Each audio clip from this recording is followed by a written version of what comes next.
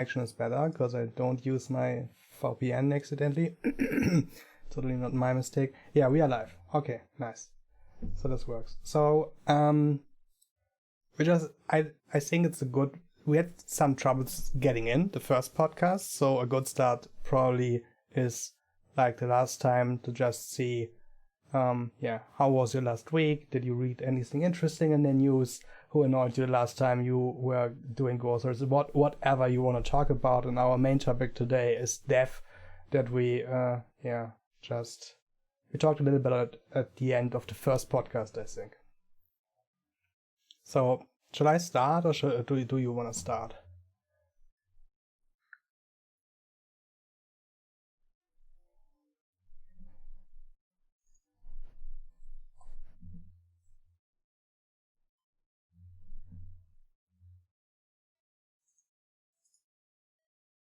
About what we're doing. It's just mainly us at the computer or at home.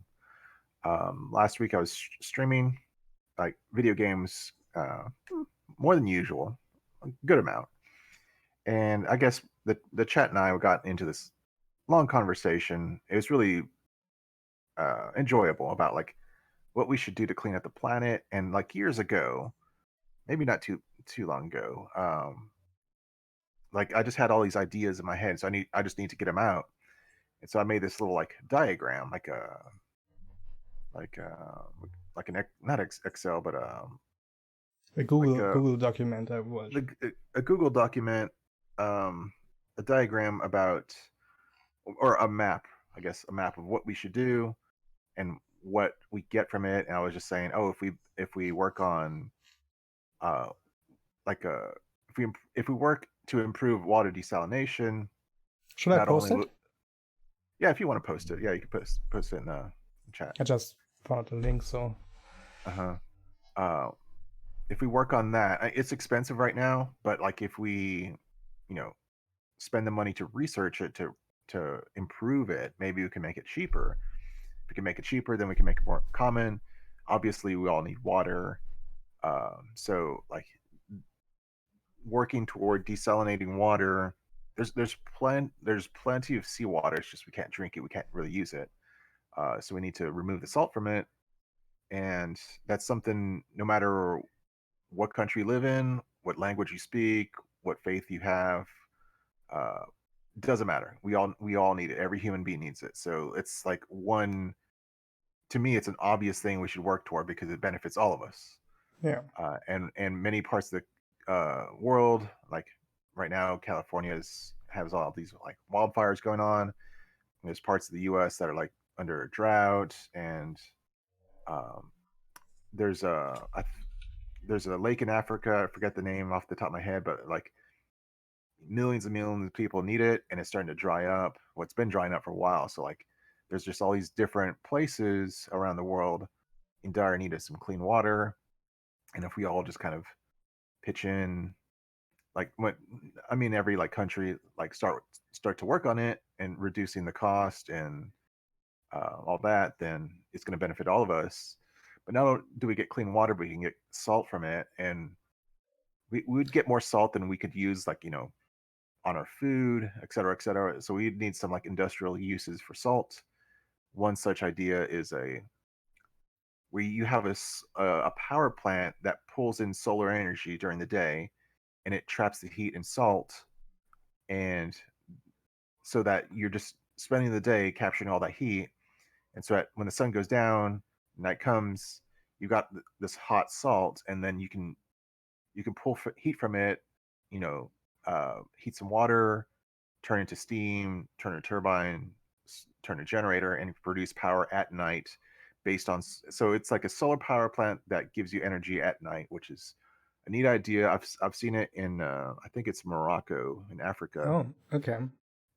There's a couple of places that have it. It's kind of expensive because it's kind of cutting edge, but so if we had both widespread desalination and these salt-based power plants, they would feed each other because you need power in order to run this desalination plant, and then you need salt for the solar power plant. So you're getting clean water energy and salt from this like pairing of these two together, if it can work. I'm Yeah. not an expert, so but like it's just one thing that I went into of you know all these like kind of projects I looked into and What I mapped found out. interesting about it and what you said is like you said like all had to work together to make it more cost efficient, obviously, Mhm. like with other things. And a good example from the last years how such a thing can work, especially, well, this is a good thing, but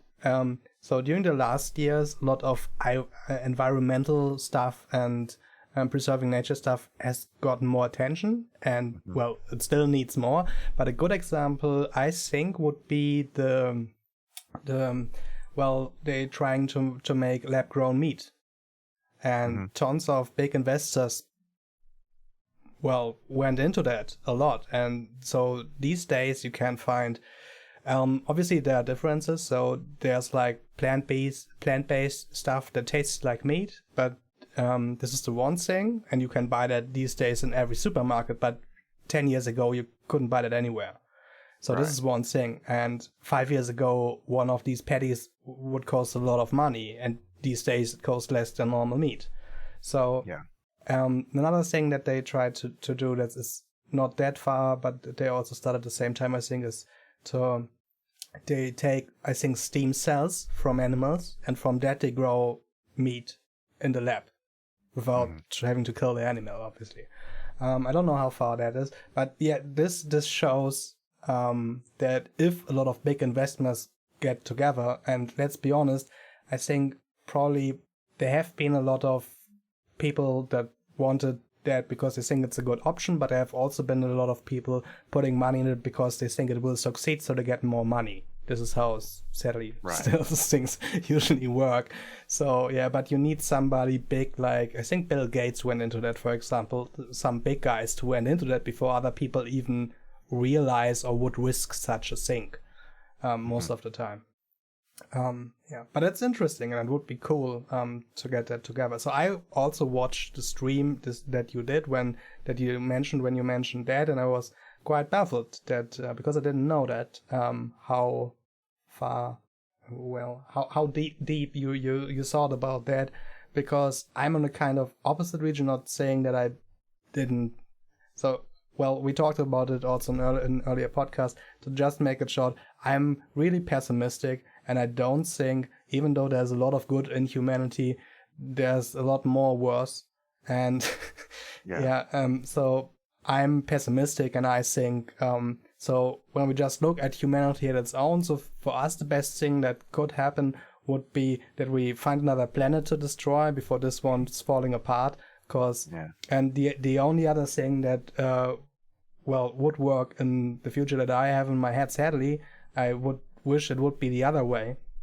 Um, would be something like this pandemic, just with environment. So if all over the earth, everything gets kind of destroyed because of bad hurricanes, stuff. So that nobody can, so that all the big people are saying that are in charge, saying, okay, we have to do something, and we can't even keep our businesses up. Everything Right. goes down.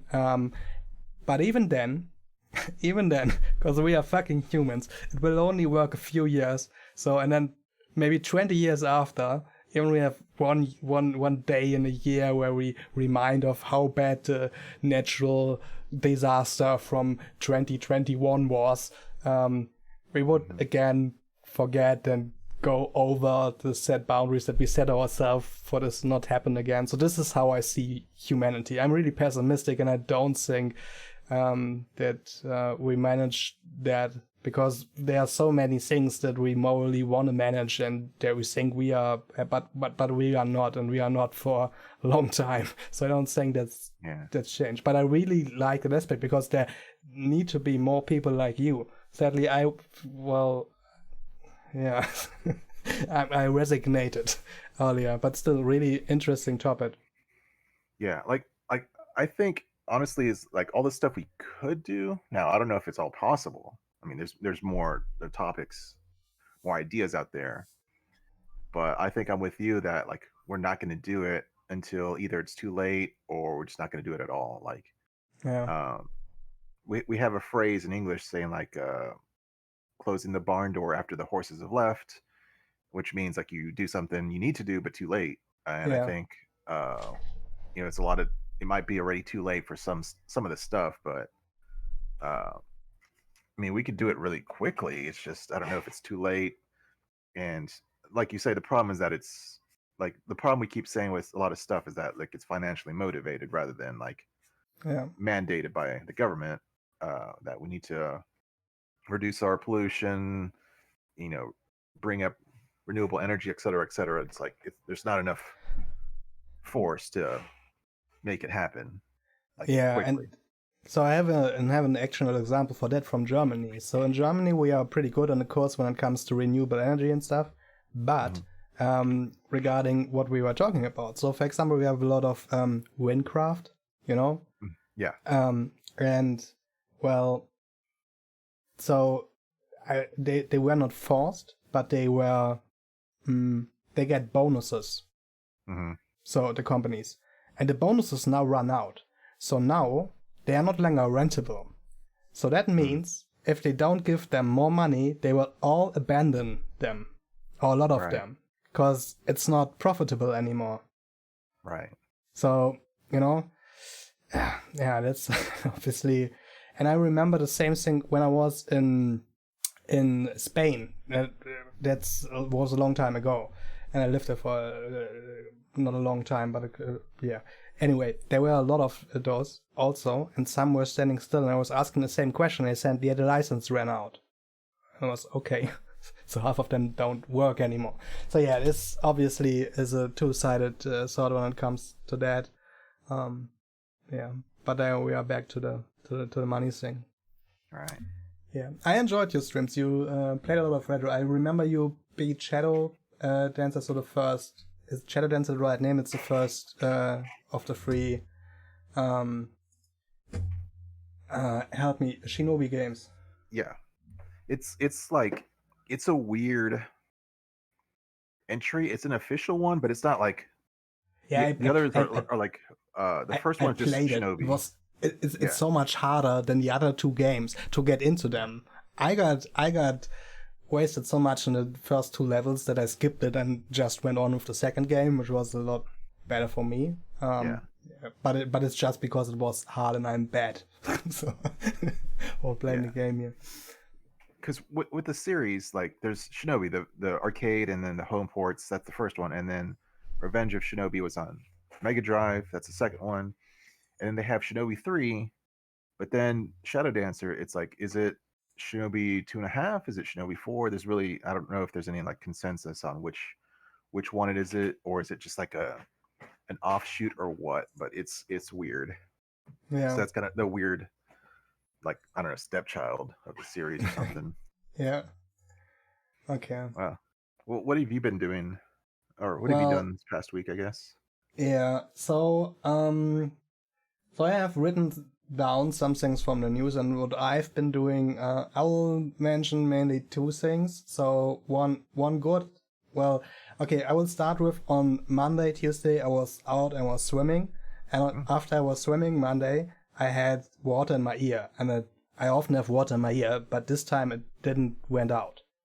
So I was a bit annoyed because day and day it was getting worse, and on Wednesday I could hear maybe not even half on my left ear, and it got a bit swollen. So, I talked to my father, and my father told, he also had that once, and he just put alcohol in his ear, and it loosed up his, whatever stuck in there. So I then just got pure alcohol and put it in my ear and let it sit there for a few minutes, rinse it out, but it didn't help, sadly. And yeah, then I made an appointment. So we have a special doctor in Germany that's Hals-Nasen-Ohrenarzt, which basically means he's for throat, nose, and ears. Yeah. Yeah, specialist for that. So, and with specialists, most of the time, you need a recommendation from your normal general doctor to get there, and then you need an appointment, and sometimes it can take a little bit. So, yeah, and it was pretty bad, because on Thursday, it was even worse. So I could maybe hear 1/4 on my left ear, and it was swollen, it was hurting, and I was getting stability. Is that right? What balance issues? A little bit. And so I was a bit like, oh, okay, this is fucked up. What the fuck? And then I had an appointment next week, and then they called me on, was it? Yeah, it was Thursday. They called me on Thursday when I was walking the dog, and were like, okay, there's a patient. He won't come to his appointment, and it's in 20 minutes. Can you be here in 20 minutes? Then you don't have to come to your appointment and can come now. And my appointment was just, so when I had the appointment, they were like, okay, on this day you can come on this day, but we have an operation and stuff. It can be that you have to wait a few hours. And I was like, yeah, I need to come. So then I was like, okay, yeah, I need 20 minutes. I'm really far away and stuff. So I made it there, and it was all fine. They were all really, really nice there. And well, he pulled out something that kind of probed my ear, and afterwards cleaned both my ears, and I was so fucking happy. And it was still swollen, but nearly everything else went away, so that was pretty good. And it was also interesting. So there are so many things that you are certain about to work, unless you're getting older and you realize if something declines over a long time, it's also worse, but it's still different to something so suddenly stopping to work and influencing so many other things. So that's one thing.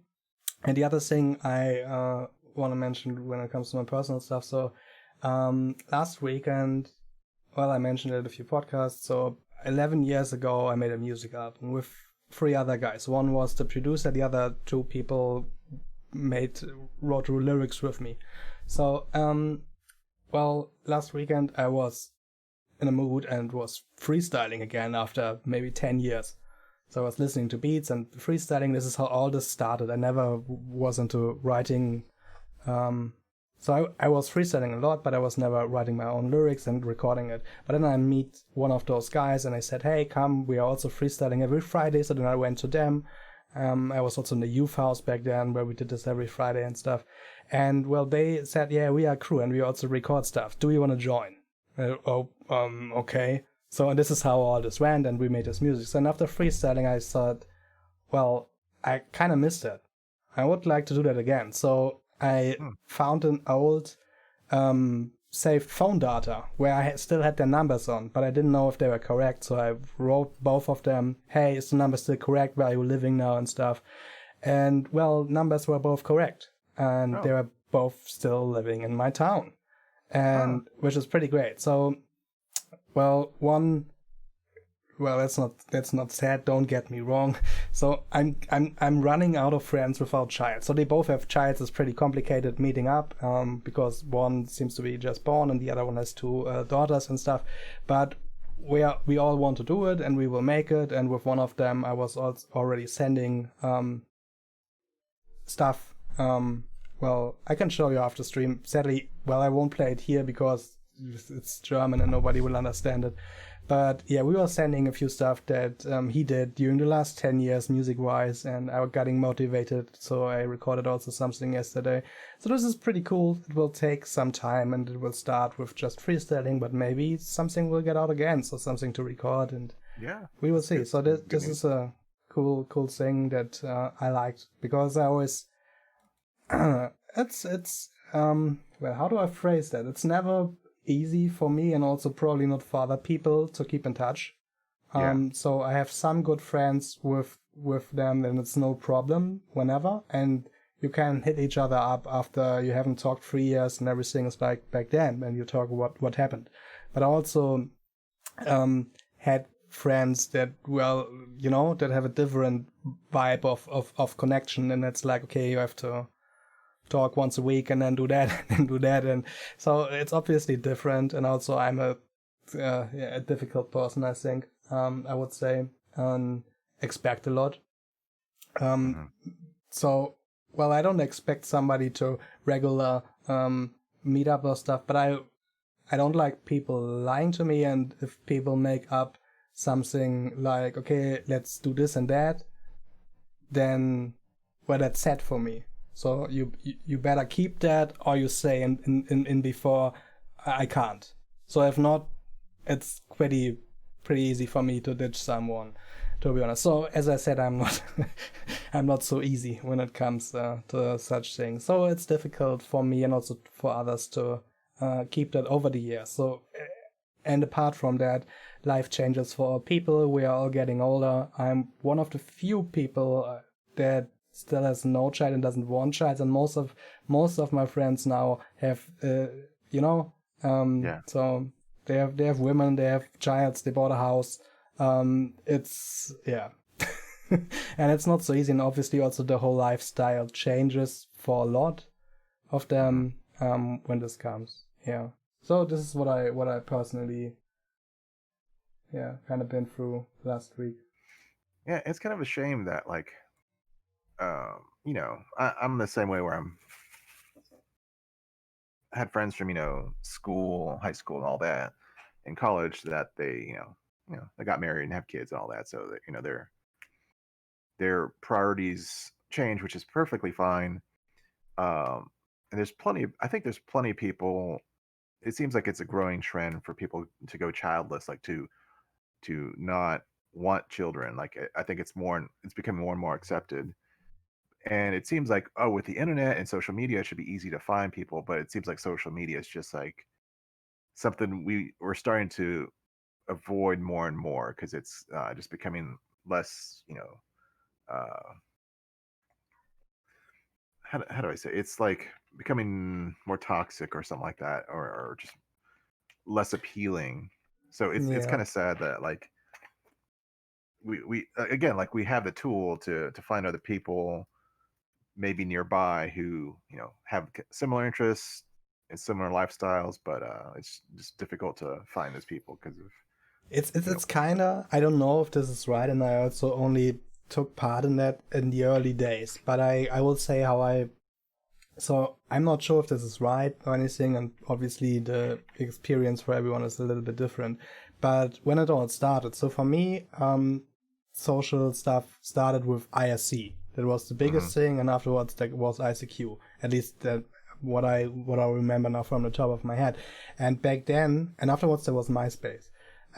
But it's a little bit like back then you didn't think a lot about it. Also, maybe there were, but you didn't know that there were, I don't know, maybe tons of bots trying to put out an opinion or whatever, or toxic groups, and if they were there, you had no clue. So it was a lot easier to just go into that, like a virgin, not like with all that labels and all that happened bundled into that social media.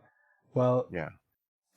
As I said, I haven't took part afterwards, and maybe this is even wrong. Maybe I should, but So this is what I think about it. But as I said, I never had Facebook or anything like that after those platforms, apart from Discord. But obviously, I take part in the things. I mean, I'm on Twitch, sadly, in last time not that often, but from time to time, and we are on Twitch now. And I use Discord, and obviously without that we wouldn't have this podcast, just to give one example. And I'm happy that we have that and have the ability to talk about that. I mean, how else would it be possible? So if we wouldn't have that, so I would have to randomly ran into you when I'm in Texas, and then and we wouldn't even, so we shared a lot of interests. I mean, not about podcasts, but about retro games before. And if you bump into one on the road, it's not like, hey, do you also like retro games? So it's like, and I think this is general problem in this whole thing. So the problem is probably not even that we are not using social media right. And I'm not sure if this is a typical German problem, but I will give this example. So, for example, when you ride a bus in Germany, and I'm not sure if it's the same in the USA, everybody sits there, and the most important thing, even before coronavirus, so if there's a free place, you won't sit next to a person if there's another free place. Yeah. And if they would look at you strange. Also, you don't talk to people in there. So everybody is like looking at their phone, listening to music. And people are weirded out, and it's like, okay, what's that? There's I kind of feel it because I was socially awkward a long time. So, and with socially awkward, I mean like I was like, okay, I'm here in my little how do I phrase that? I'm in my castle that I take with me wherever I go. Please don't enter. I have, Yeah. the thing with water around, so it's hard to come in. And also, I have a dragon. Please leave me alone. So a little bit like that. And I think a lot of people that, well, maybe even the problem is that, and they should let someone in the castle, but everyone is going like that, and so there's not even a connections. And then the people go home and take an app where it's like, okay, meet other people, and then try there, which is kind of stupid if you just think, okay, you have to do the same thing there, just talk to someone, But yeah, so there's something build up there over time that makes it harder and harder to engage in what once were normal human interactions. Yeah. It's funny that you mentioned that, because like you're saying like you get on the bus and you don't you sit as far away from people as you can, and you don't talk, et cetera, et cetera. I mean, in my experience riding a bus here in the U.S., it's the same way. There might be, you might find two people conversing or whatever, but or if like if you're going to school, of course, and you have a friend, you're going to talk to them, of course. But if there's strangers on the bus, you don't generally talk to them or sit by them if you can help it. But like I hear just here and there, on the internet, people saying, like Europeans saying, "Oh yeah, like we generally don't, talk to each other in public." And if there is somebody just striking up a conversation, it's probably an American. But it's like, well, here in America, I don't really see that happening too much. It's kind of funny. I guess maybe it's certain people, right, who want to strike up conversation with strangers. But I guess maybe uh, when people travel, the people who travel are more likely to be those kind of people who like to just try something new, strike up a conversation with strangers, et cetera, et cetera. So maybe that's why people get that impression that all Americans are like that. But I think from my experience, we're more like, okay, if we're all going to the grocery store or getting on the bus or whatever, or if we're in line to, in the checkout aisle, we're all going to stand away from each other. We're not going to talk to each other and just kind of respect each other. But we're the same way. I in my experience. Yeah. Yeah, I guess this is different from country to country, or maybe even from continent to continent, or from town to town, or whatever. But yeah, I wonder when this change happened. So if it's mentality that changed over time, I'm pretty sure there are areas where it's a lot more common to just talk to people. There are areas where there's a lot less, well, let's say technical entertainment, where it's normal for example, childs to just play on the streets, like when I grew up or stuff. And I think this is something when somebody grows up and in a village where everything happens on the streets because you have a small home and stuff, it's a lot more natural that you just talk to people on the outside, and it's not like everybody listens to their music or does whatever. So I think that's kind of plays into that, and this is also where this urge to find social interaction because you're kind of disconnected, and then I don't know, maybe use Tinder or whatever. I don't know. Yeah, I kind of think that all plays into it, but I'm just guessing here. I obviously have no clue. I don't know. I'm no professor for social interaction. Right. Now I don't know if this is true. I don't know. This is just something I've heard on the internet, that I think maybe from one or two different sources, that the Faroe Islands is like this set of islands to the north of Britain. Mm-hmm. And it's a small set of islands, probably not that many people living there, but it's that kind of situation where it's like, it seems like it's the neighborhood of our childhood, where like kind of everybody knows each other. And I've heard, I don't know if this is true, but I've heard that people don't even lock their doors because everybody knows everybody, and so they just kind of walk into each other's houses. There's no like there are some areas like this. I also saw documentary, but I don't know which area, but there are some of those. Yeah, and that's like, it seems kind of idyllic, but then I don't know. I don't know anybody who lives there. I've never seeing information about somebody who says, "Oh yeah, this I from that actually place." Hmm. I actually saw a documentation about policemen working there. So this is Hmm. how I got to know that. Um, yes, it's not much going there for him. Hmm. um, this kind of what's well, I haven't. So all I say now is totally budget probably. So better read it up yourself because I read about it 10 years ago or something like that. But I found it pretty interesting. So when I have to translate one of the words, so there's a big river. I gotta translate the name.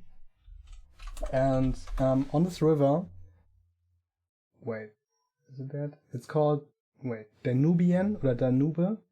Yeah, Danube, I think we say in English. Danube. Okay. So so in that region, they found the remainings of an older tribe that lived there before us, and they were living without a government, Hmm. and they also had no money, and they were mainly peaceful. Yeah. So it was pretty interesting, and they were pretty high developed for the time. I found it really interesting. I read about that 10 years ago, and I think it was an etymologist. I don't know if the word is right. The professors that are about finding old cultures and Hmm. stuff like that. So they found that out, and that one guy had one of his. So he was teaching at a university, and one of that you could see on the internet. It was maybe 1 or 2 hours, and I looked at that and watched it, and was really interesting about that. I don't know somehow this how this brought me there, but I had to think about that. I found it really interesting, but I have to look it up again to really talk with a foundation, but it has been such a long time. But I found it really interesting that there was a culture without money, without a government, that lived peacefully and was highly developed, and it worked. Yeah. Yeah. Yeah, and there's some tribes like that. They're they're peaceful, and then some are kind of really from our perspective really barbaric. They're really harsh in punishment and stuff like that. And so it's really, you can get it, you can have either way in those kind of isolated Yeah. cultures.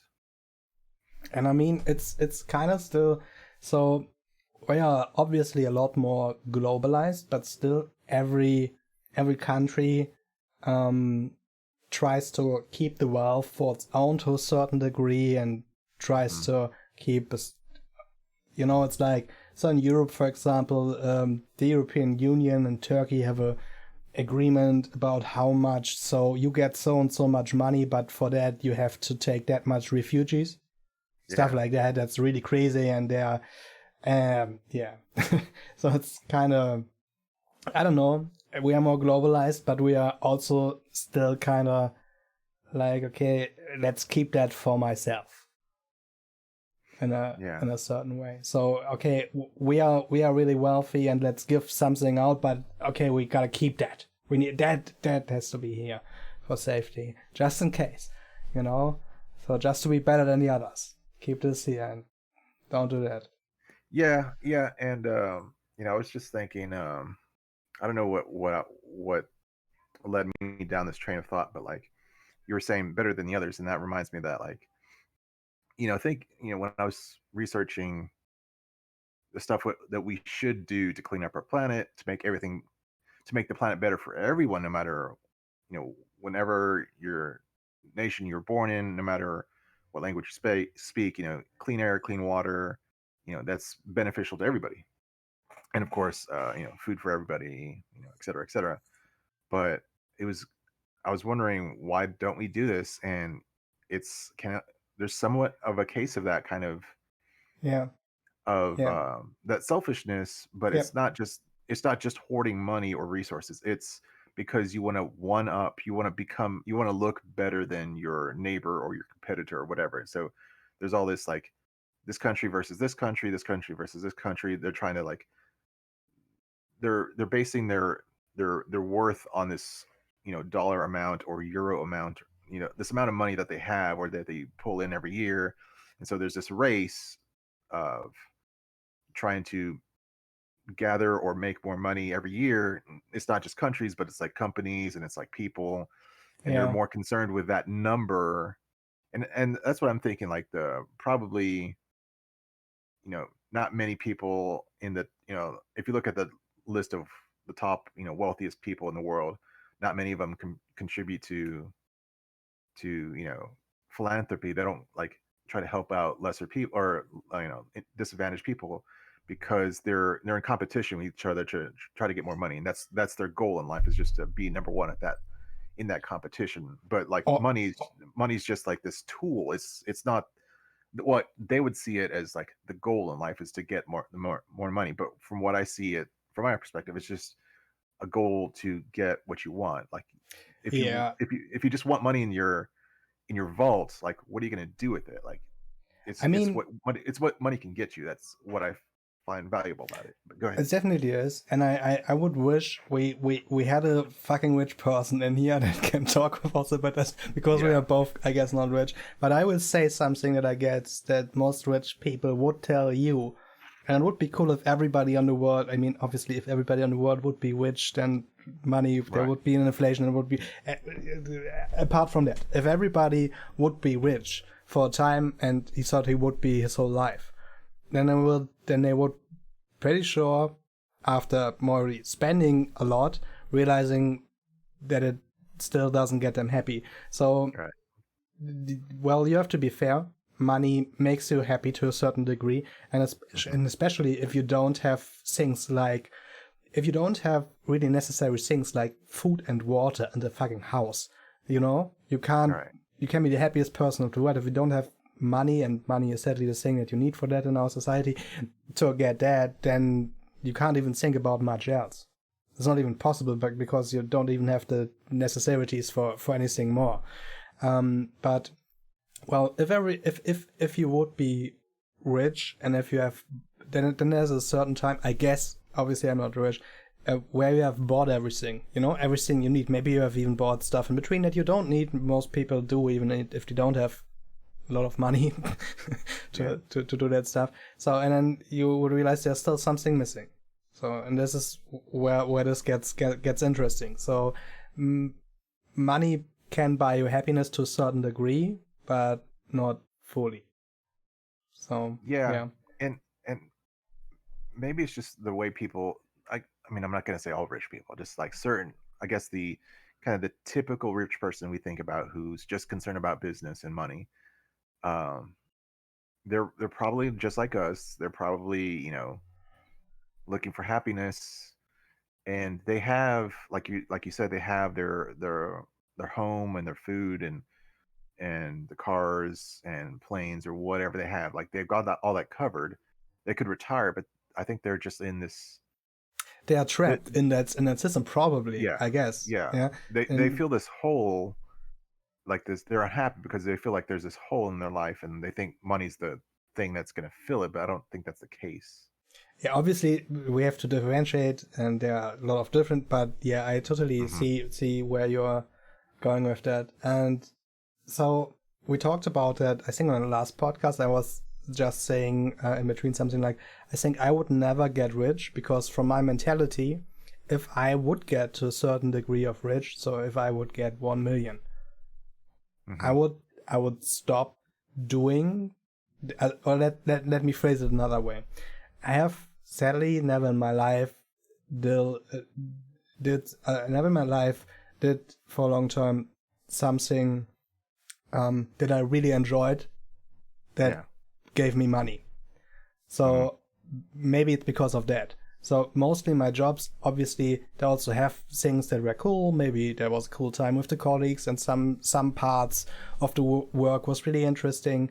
But I never found something that I really, I really liked, and I was fulfilled by. It was more like a necessity that I have to do to get money. Yeah. And maybe this is where this come from. So I was never engaged in a system. For me, this is something I have to do to live my life, and the less I'm in that, the better for my own health. That sounds stupid, but this is why I could never think about something I could get So, I never was so deep in the system. I was always like, okay, I have to do this and that for that, and then I'm fine. I don't want to do more. I don't. It's like, Yeah. and then I'm done. And if I would get rich, it would be the same thing. If I get 1 million, I would stop working. I would only do stuff that I like from then on.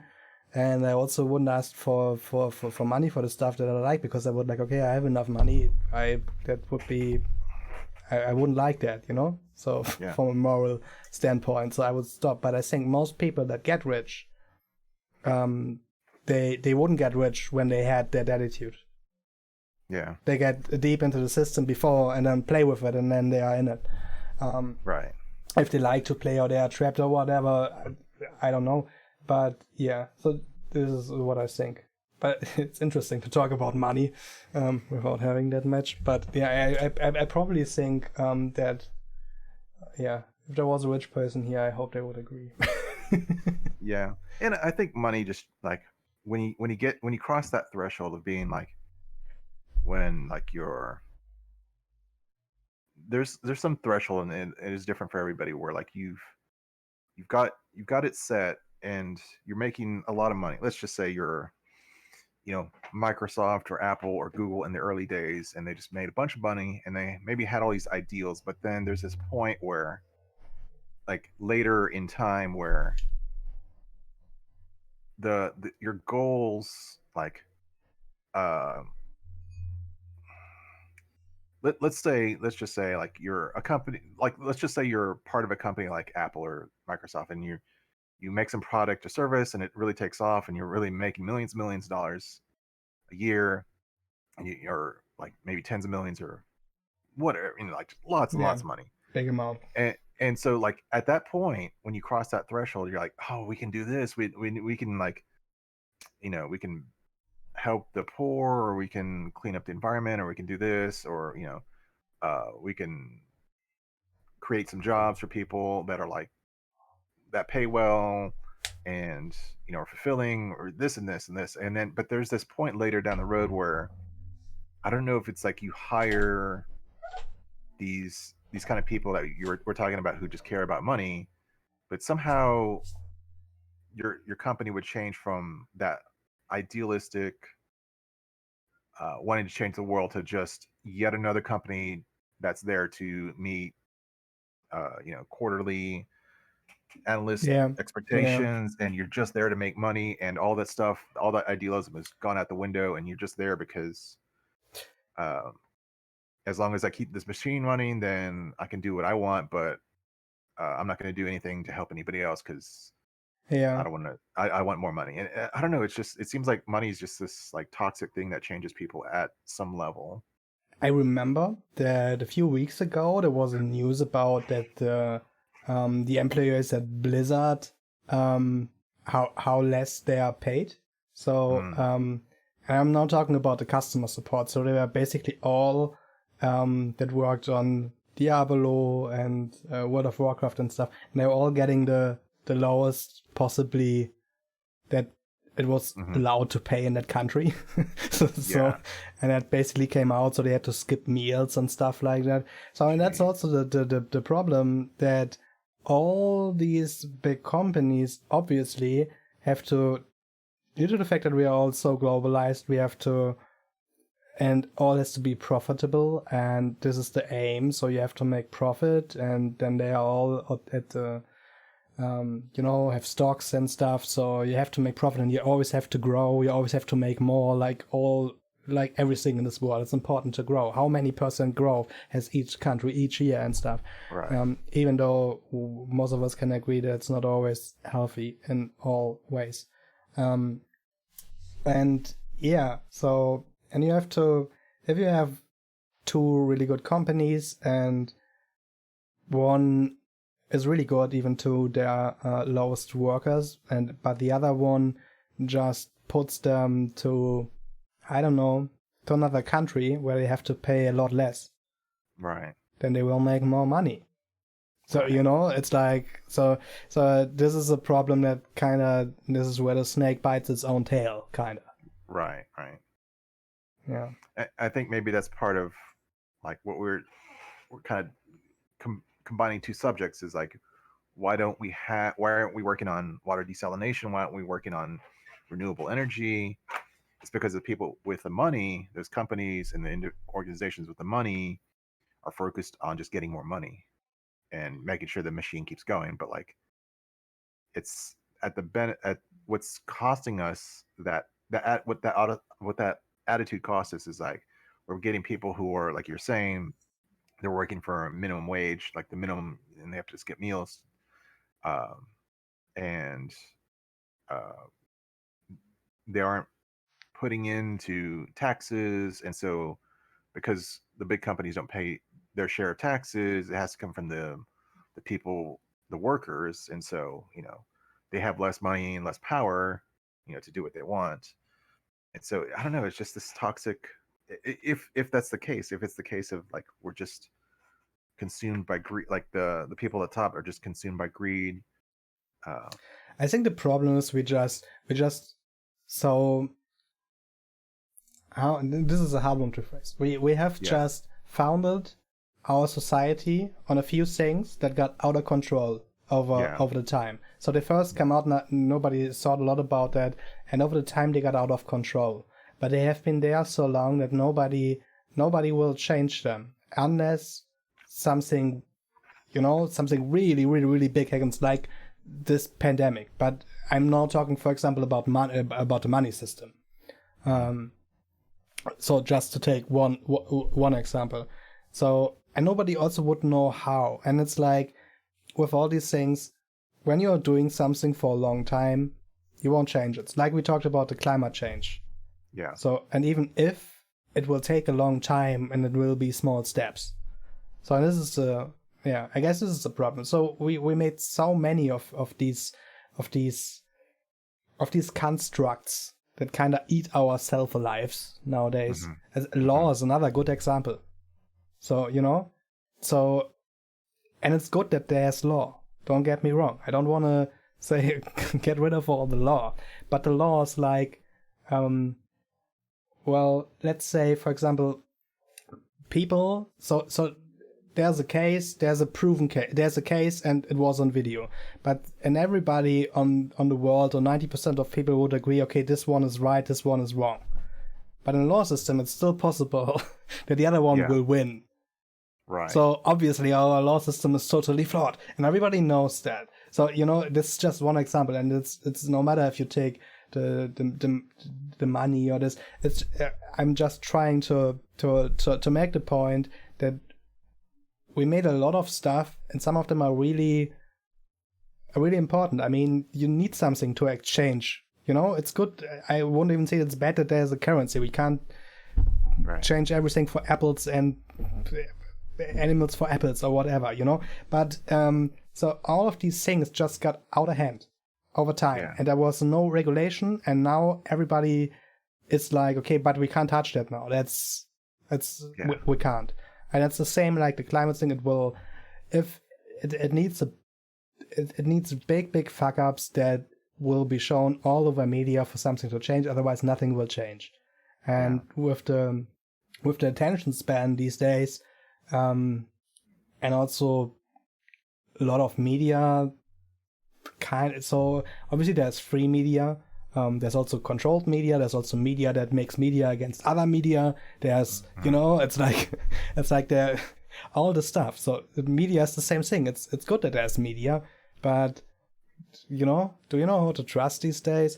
It's also interesting when we talked about the countries earlier, about everyone want to be the best, and okay, we help a bit, but we can't help more because otherwise it would be worse for other people, even though we have enough of everything or whatever.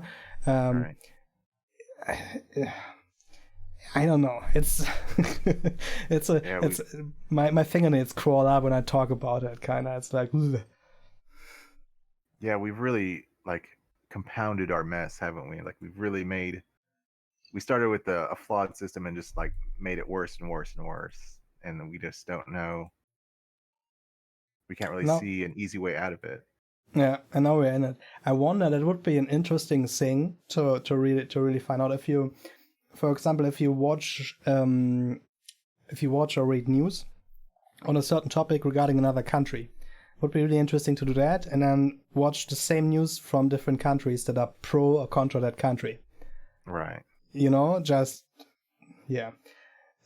Yeah. I don't know. It's probably also pretty scary. Yeah, and it's just like, I mean, it's probably always been this way, but at least here in the US, it's like something happens, whoever the current president is at the time says this, and then you have this group of newspapers and news outlets spinning it to mean like, oh, he meant this, and then the other side is saying, oh no, he meant this, and so it's just Yeah. like, it's like you can't just get, it's hard to get just the facts and maybe some like some background on what the issue is. It's you're getting more opinion than like fact, and it's very difficult to base your like information off of all that. Yeah, it is. That's also frustrating if you're, let's say, you're a normal human being, so you're working half of your fucking life, and then coming home and maybe saying, okay, I watched the news, I just want to get the info, and then you get 5 conflicting infos, and just are annoyed after watching that, even if you wanted to get informed. And I don't know, this can lead to a lot of different things. It can lead to not believing any of it. It can lead to not caring at all for it. That can lead, that can lead to so many things. And also that is pretty obvious. But it's, yeah. And that's one thing that it's easy to lose and hard to gain is trust and respect when like your government is saying one thing but the opposite is happening. Like, let's say you've got an official who's like broke the law, and then they're saying no, that didn't happen, and then you have his friends say no, it didn't happen, and there's investigation that happened, and he says, oh, I'm sorry. Well, like, how can you trust that person? Like, they knew better at the time that they shouldn't do that thing, but they did that thing anyway, and then they said no, it didn't.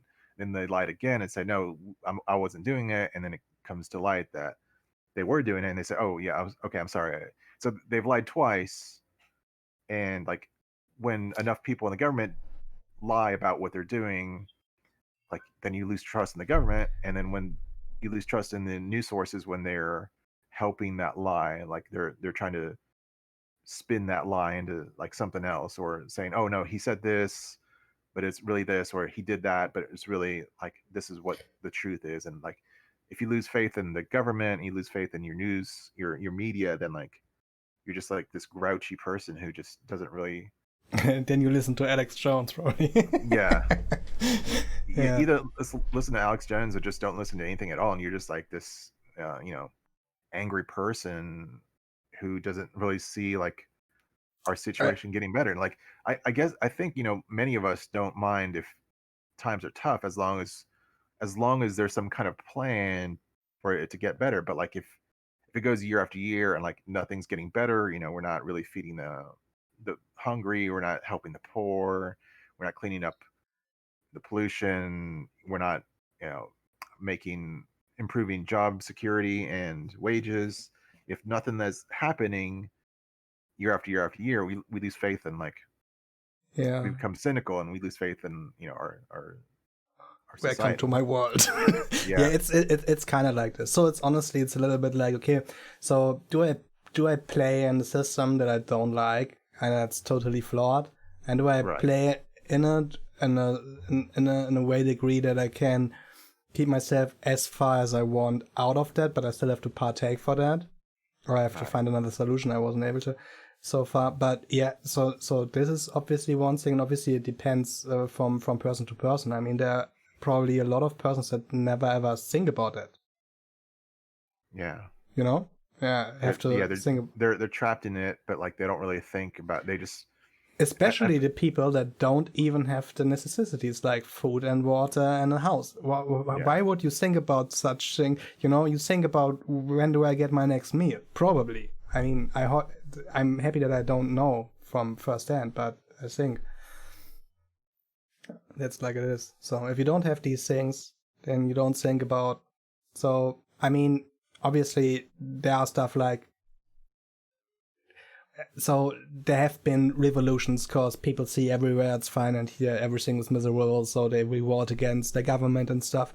But in general, so a lot of these things, if you don't have anything, it's a lot harder to even think about those things, because if you don't know where you get your next meal, then you don't think about what's wrong in the world. You think, where do I get my fucking next meal? I have pain. I want to eat. My stomach hurts. And how do I feed my children? Right. Yeah. Yeah, it's a sad topic, but sadly it's also nothing new. Well, maybe so just because I really like this. So just jumping from one to the other and see where the associations lead. But if you want, we can come to, so today, as I said at the start, and as we teased in the first podcast, we wanted to talk about death. So maybe we should come to that before 2 hours are over. And we have so many subjects to talk about, and like it's like any subject we bring up could just be the whole podcast. We just got a lot of a lot of information there. So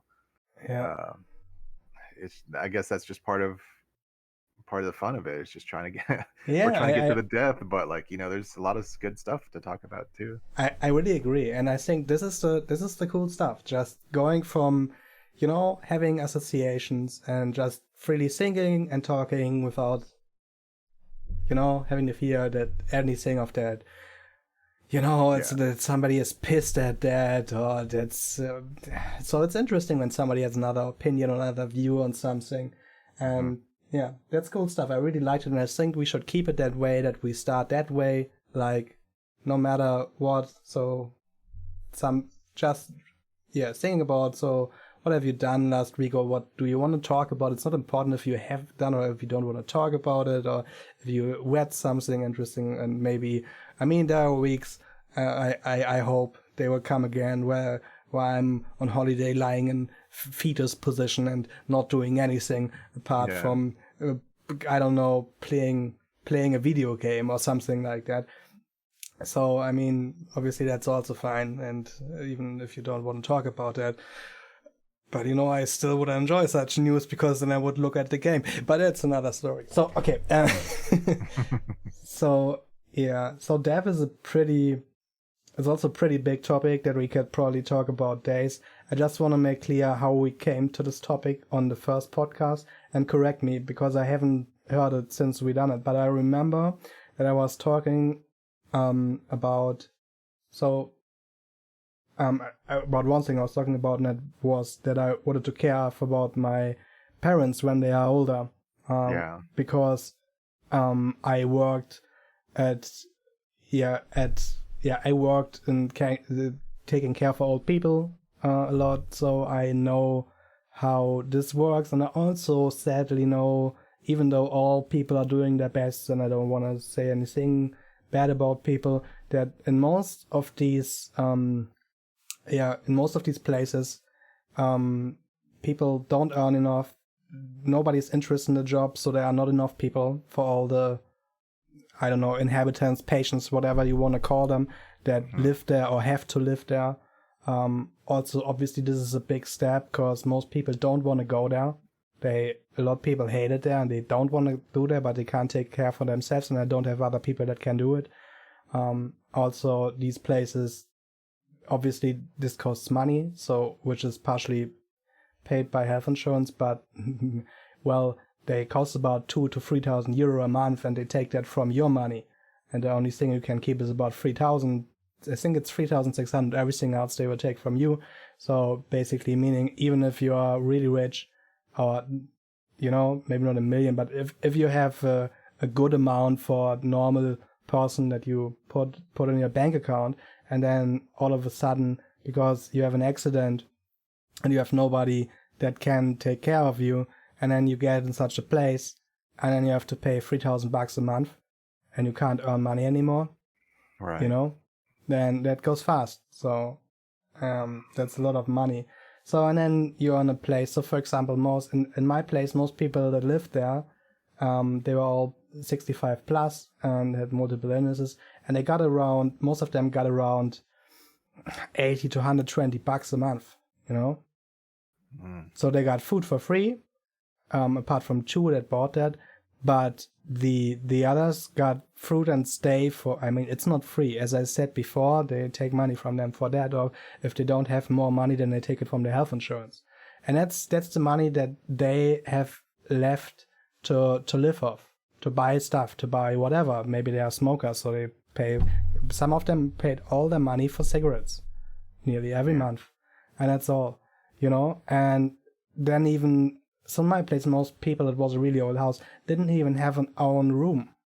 They were in a room with another person, and they all had multiple illnesses. So if you're a person that screams at night, and a schizophrenic, yeah, good night. Have a good sleep. So it's, well, that's pretty hard. I don't want that, and this is what I was talking about then. And the other thing about death. So sadly, for about a year, I've been thinking quite a lot about it, to be honest. So for me, it mainly started last year when I had heart issues and went to the specialist for heart stuff, and my heart is okay, by the way. So for me, it started because I have pain in my stomach in different regions. And I went to the doctor, so even before Corona, and they did saying out some, and okay, my heart is fine and stuff, but I still have this pain. And I have it on a regular level. And it really is like, when you, for example, and it's not even that you can make it to it's not like every time that I do hard work, I have it. It's like, you know, sometimes I would just want to close the door and then it hurts and they're really bad, like there's something swollen in there. But so such things are like, when you have some examinations and they say, okay, everything is fine, but you still have that, and you're like, well, I mean, I cared for hypochondria and people like that and people with multiple illnesses. And I know I feel that. Whatever it is, whatever it comes from, even there's nothing showing. And I even, I mean, this is openly talking, so I will talk about it. So one time, when it was the worst, I called an ambulance. And I had a blood pressure of 200 and 120, so it was all pretty, matter of fact, nothing happened. They told me stuff that didn't really make sense.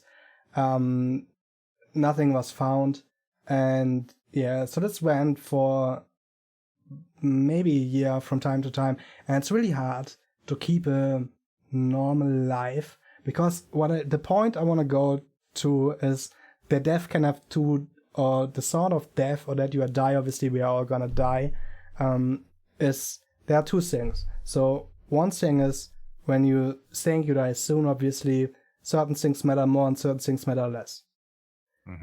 You know, so it's like, okay, I always wanted to do that, maybe I should do that now because I don't have time. But it's also like a lot of things that you are forced to do, that you don't want to do, get a lot harder. Yeah. In that case. So these are the kind of two sides that death has for me. So I would like to have death as a companion. That's like, okay, I should rather do, you know, stuff that I really like a lot more, and so make the most of my life on the one hand. But on the other hand, it's like, so when you have such a thing, for example, it's like, it's more like, for me, it's like after things got checked out, and it was like, okay, so what I do now, I still have this pain. So I lay down, listen to an audiobook, and try to sleep. Yeah, it's like they haven't done their job. Like they didn't find anything. They should just, you know, I from their perspective, it's like, well, do they think you're lying? No. So they at the end basically told me that they think this comes from overworking and maybe depression. But I don't think that's, so it sounds so stupid, but I know, you know, I don't think that pain at certain points that is really there and that I feel can come from such a thing. So maybe I'm wrong about that. So that's obviously a point, but still, for me, it's like a little bit like, it's so annoying, and it's still there, and I don't know what to do. Yeah, and that's just like a it it's difficult, but it seems like our system doesn't make it any easier. Where like if you have a doctor and the patient comes in and says, "Oh, I've got this pain right here," and there's the standard tests don't find anything. Well, like either the patient can be lying or the patient. I mean, maybe it's stress, but maybe it's something else. And I think you're thinking it's something else, and like you want to talk to other people and get some other examinations until you get a more thorough like Yeah, examination. And it's just yeah, like they're kind of just putting you back, or they're stopping that from happening. Like you want like more tests to try to find out if there's something serious coming your way, but they're like saying, oh no, you're just probably just stressed, and you're just dismissing what you're saying. That's part of the problem with our system, our health system, yeah. is that it's too expensive to like test everyone for everything. It's like uh, if it was just possible to test everyone for everything, then they can. Yeah, sure. But I mean, Uh, that's also you're totally right, and we also come to a certain point that we talked about with well, this is also pretty dark, but we talked about also a reason for so many people getting in these retirement areas where we talked about our retirement homes and stuff like that, because they can't take care for themselves. It has a lot to right. do with our medical system, and in this case, with drugs making them live longer. Not so obviously, I Right. won't say that's always a bad thing. Don't get me wrong. It's a good thing that somebody that has high blood pressure can take something and live longer. But on the other hand, well, this is obviously also a reason why we have people getting older at the end not being able to do much more in their life because, well, I will say it the hard way, they should be dead. So Right. don't Like get me wrong, this is just drastically said.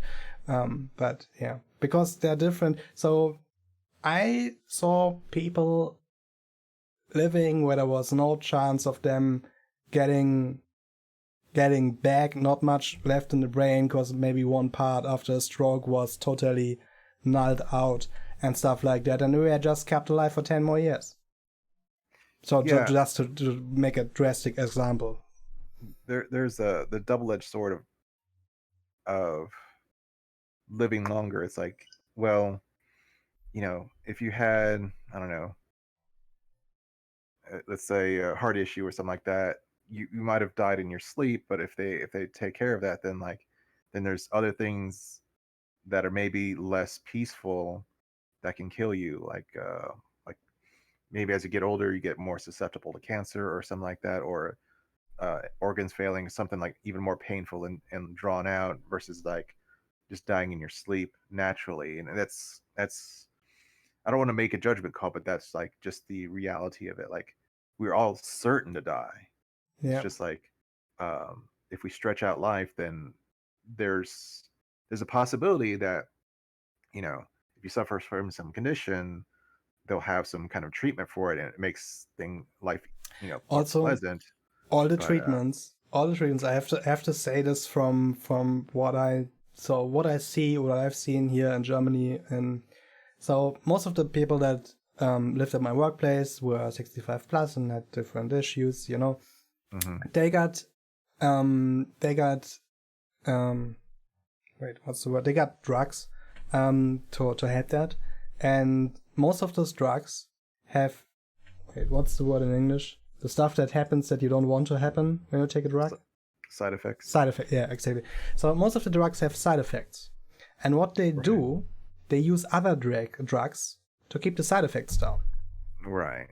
So this is what happens. So there are people that are, so the people with the highest doses or the most different stuff, well, they get 3 times 15 or maybe even 4 times 15 different drugs a day. Jeez. So for one of them, even their stomach was, because they for a time forgot to give her something against So when you get that many drugs, so basically her stomach got loose from inside from all the drugs. And they also need to give her something to keep the stomach intact. Because otherwise... so this is... Yeah, and this is how this is normally handled. So obviously they change up stuff. So if somebody has really negative side effects, then they try a different manufacturer of that and stuff. But most of these things have side effects, and they try different stuff. And also in these places, they are obviously the doctors are not the ones checking that. So the people that are already, there are too few of them because they don't get enough money and nobody wants to work in such a place. So, well, my workplace as an example, most of the time you're alone, you have 2 different floors, you have about 21 people. So if you don't check that when something changes there, for example from different medicament, and you don't write a notice to the doctor, then they don't know. Right. So you see where the problem lies. And you obviously have, where I work, all that psychical problems. So this is a little bit different because it's harder than in a normal retirement home, obviously, because, you maybe have people that get aggressive or stuff. So it's not like you have your head free the whole time. And also all people come with their whole problems, and some are borderline and some are schizophrenic and whatever. And then you also have to keep that in mind. And so, yeah, that's, you can see where the errors happen, obviously. Right. And everybody sees that. But yeah. Right. It's just yet another part of our broken system where our governments and our companies are in competition for money rather than like putting that money to where it needs to be, like making sure people, have a comfortable end of their life. Yeah. And it seems like just this low effort. I mean, I know developing drugs is this hard thing to do, but it seems like, I think the approach of just giving people pills is the wrong thing. Like people need to, as much as they can, get outside and maybe do something to, some kind of routine where they can like still it feel seems like part of the we world, have a sorry, go on. Like people at that age, they can't work for a living, but they could still do something that like knitting or maybe going out to the park, something like to kind of enjoy life, something to keep them busy, rather than kind of just sitting watching TV or reading a book or something like that. Just something a little more active, where possible, rather than just giving them more and more drugs, right? Yeah, you're definitely right, and that's a problem. And so our medical system is not focused on it. Our medical system is focused on when something happens, get rid of what happens, not where it comes from. That's the problem regarding that. Yeah. I have also really bad example. So not that the example is bad, but what happens is bad. What happens or what is done to dement? Do you know the word in English? Yeah, dementia. Yeah. Yeah, dementia, exactly. So for dementia, care for people with dementia. Obviously, that's also difficult, especially because, well, where we know dementia, so they have an urge to run away, for example, and most of the time they try to take a bus. So what they did in most clinics and stuff like that, they just put fake bus stops there, and what they also do is that they hide the doors, so you can't see from the inside that you can go outside. What they do to keep these people busy is, for example, they make them sort things by color, and when they are finished, they put it over and let them do it again. So, and obviously, you also got to be fair about it, and yeah, that's pretty bad. But it's also the same reason as I was talking about before. If you are a nurse and you're alone on your station, and you have 20 patients and 2 of them have dementia, what are you supposed to do with them? So I had a really, really, really good teacher that was big into dementia. And, well, she played out some really great stuff that she did with... her way to do it was like to play out everything they get into with them. So she hid with a woman that thought bombs were coming under their bed and was talking to them and stuff. So they were always playing along with what they were doing, what they were into, and all loved them. Yeah. All loved her. So that was pretty interesting. But obviously you can't even do the right thing if you are one person and you have 22 patients. Right. It doesn't work at all. So you have to use methods that are ethically wrong. Right. And that you touched on another, like I'm gonna combine two things you said, like one, that we're living too long, like kind of artificially, and then there's cases where dementia, or you have other issues where like you just like you're bedridden, or you can't move, like you can't move from your bed. Like Yeah. I think we all, like, we don't want to talk about it, but like we need to have that conversation where people say, okay, like at some point in their life they need to write down in paper, like on a sheet of paper, and sign it. Yeah. The saying like, oh, if this happens to me, just I want pull the that. plug. Yeah, just pull the plug. And I think we all, like, we don't want to talk about that, but we should, because we know it's a possibility. We know we're going to die. We don't know how, and so we should say, if in this case, like, just, I mean, there's really very, as far as I know, there's very little like hope of coming out of a coma or curing dementia, and there's just these sorts of circumstances where there's just like no coming back. And I think we as a society, we shouldn't say, okay, this happens to everybody. We should just say, okay, here's this, here's these agreement. Read it, understand it, talk about it, go watch videos on it, go read websites, like make your opinion on it. And if you agree with saying, okay, I pull the plug, then sign it and turn it in. We shouldn't mandate on that on everybody. We should just say, here's something we don't want to talk about, but we should, and you should give it some thought. And especially like if you have kids, you don't want to be a burden on your kids.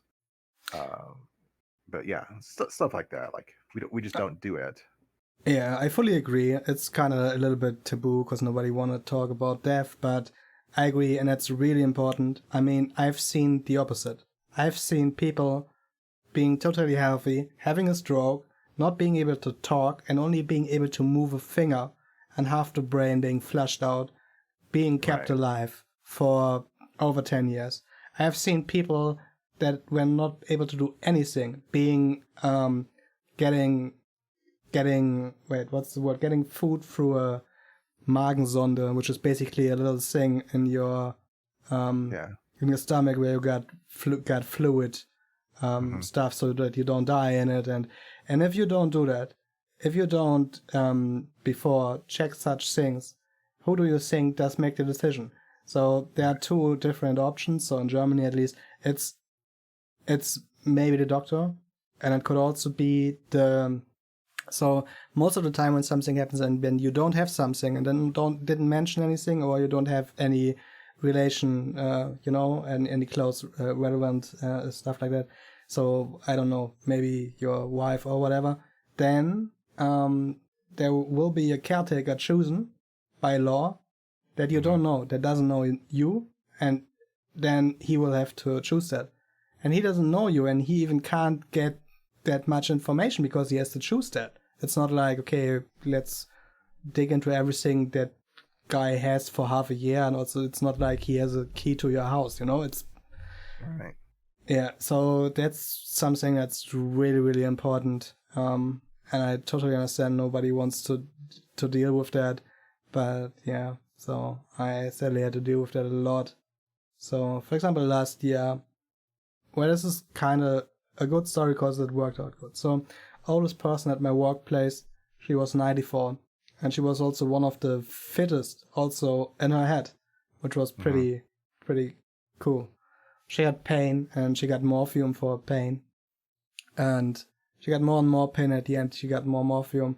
Well, she stumbled across the feet of one other guy that lived there, that always had his feet put out, and well, anyway, she stumbled and make a huge bad sound on the floor, her head hit the ground, was all full of blood. All people that lived there was saying there and were, oh my god, like, like chickens on a, that thing where chickens sit. I don't know the word in English. Anyway, so all were sitting there, so we had to go away, call ambulance and stuff like that. And she was from then in delirium. She always loved the cat, so we had a house cat at the workplace, and she was only talking about the cat. Oh, is the cat okay? Oh, the cat okay? Only stuff like that for the rest time of her life. She then went to the hospital, and there was a caretaker ordered by law. And happily, we were able to talk to him, and because she hadn't written down something and said, please shut it off. Yeah. Please shut it off. And if he wouldn't have done that, she would have been kept alive. We don't know. And in this case, it was easier because she was that old. Yeah. If she would have been 20 years younger, then probably the decision, it would be a lot. So if you look at percentages, the decision would have maybe changed depending on how much younger she is. Let's phrase it that way. Also, you have to say that in most countries you don't have a right to end your life. So life is the highest good, as you say in Germany, which basically means when somebody would try to suicide or fear it, they would put them in a cell where they can't. Yeah. So in Switzerland, for example, that's legal. You can go there and you can get a kind of injected a poison to die. Yeah. But you can't do that here.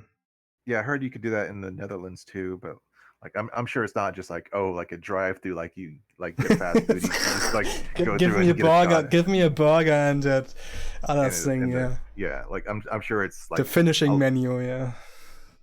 I'm sure there's like a lot of paperwork and you have to talk with people. I mean, that's a step in the right direction. Like you've got to say, okay, yeah, I've my body's failing. I don't just end it. Like if this happens, I trip and fall and I hit my head and I'm in a coma or whatever, just don't try.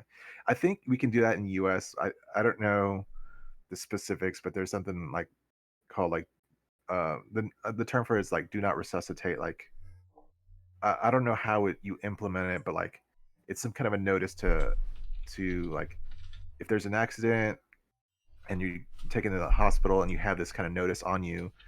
I don't know how it works, but if they can say, oh yeah, this is a valid argument, it's not, like valid like paperwork that says this guy does not want to be resuscitated, then they won't. And I don't know how that works. I think that's something we, all of us adults, at least past 30, should like understand and go through. Yeah, I agree. Absolutely. So in Germany, when you write down basically your testament where you can write such things into, you have to write it down by hand. So I hate writing by hand, but yeah. So check the laws at your place, how you have to do it. If there's a certain form, if you can set it up yourself, you will mostly find forms on the internet for that. Or maybe there are places where you need maybe something like it's German, it's called Notar. So people like lawyers or stuff that set up officially documents. So depending on how it is in your country, better be informed on that. Even though it's a topic nobody wants to talk about, it's pretty important, and you don't want to do that too late. Also, you don't want. You can see it from different perspectives. So you can also, if you don't have relatives and you die, maybe you hate some of your relatives and you don't want him to get something of your money. Yeah. So maybe that, or maybe you don't have relatives and you don't want the state to get your money, because they will if you don't say somebody else gets it. There are certain points that definitely, where it makes sense. I want to say one last thing, because I talked so much about my workplace. This is obviously because there was much death and it was a retirement home for old people with psychic illnesses. But so all those people there, or most of those people, never wanted to go to the hospital or to the doctor. They didn't. Right. They also tried to hide their what they had to not, so they don't have to go there. And it's really sad. I really understand that also. So obviously, when you work there, well, you have to force people to go there if they do that, because otherwise you get blamed. Right. So this is also some really bad thing. So yeah.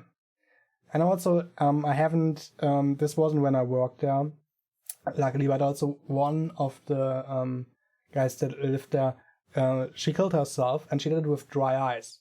I don't think, so there's no internet there, they are all old, so they only have TV, I don't know what she thought, and so she went in the bath and then put dry ice in, and then, well, when you put dry ice in, all the air goes away. Yeah. So that's what she died of.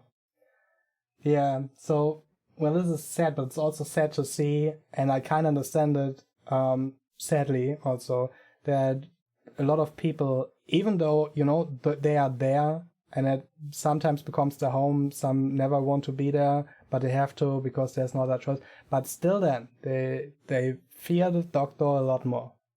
They don't want to go there most of the time, and the hospital is a lot worse. And I totally understand why, because I mean, I made my education in the hospital, and, well, a lot of reasons are for the same thing, because people are underpaid and are not enough doing it because they are underpaid and all the conditions are horrible. And you see death the whole time. Most of the time you have 5 to 7 patients sleeping on the floor because there's not enough space, and yeah, it's pretty horrible to be there. And then maybe you're even there and you have, I don't know, you have some horrible stuff and you're with 3 other people in the room and they are all snore, so you can't even sleep.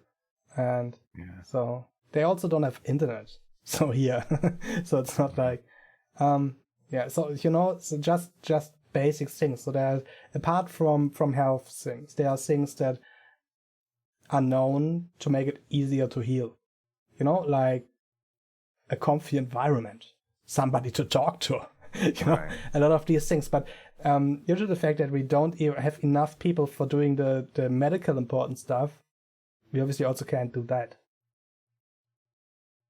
And all that was clear before Corona even happened. Right. And now they are like, yeah, you're the heroes. And yeah, thanks. And fuck you, So this is honestly my response. It's like, okay, you're doing nothing now. You're praising everyone for months, so I quit. So, and I also think they are all heroes, but, well, honestly, I rather be a living non-hero and not go down with all that shit. I don't know if physically or psychically over the whole time. So this is what I decided when all the Corona shit happened. I gotta admit that a lot of stuff went a lot worse. I told you, I won't mention all that here, but yeah, so a lot of that was handled really, really bad, and we don't even had stuff to wear while we had infected people. We were supposed to be tested, but weren't tested. We were then told to only to go to a hotel and only come to work from there and work while we are infected and stuff.